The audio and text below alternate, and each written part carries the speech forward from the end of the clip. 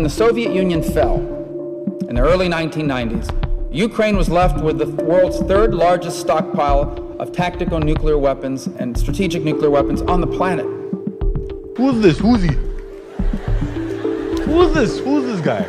He is Marco Rubio, before he became Little Marco and started kissing Trump's orange ass. This is back before he was brainwashed and threw away his moral compass. Anyway, let's listen to what he has to say.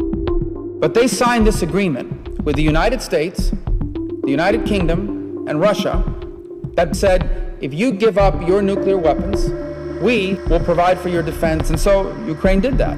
They gave up these weapons.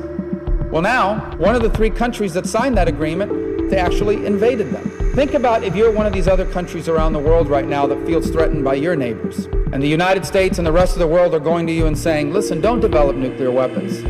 Don't develop nuclear weapons, South Korea, Japan, Saudi Arabia. We will protect you. We will watch out for you. What kind of lesson do you think this instance sends to them? I think the message this is sending to many nations around the world is perhaps we can no longer count on the security promises made by the free world. Perhaps we need to start looking out for ourselves. And that's why the Ukrainian situation is so much more important than simply what's happening in Europe. America and the United Kingdom has abandoned us. They do not honor promise of the Budapest Memorandum. This has implications around the world.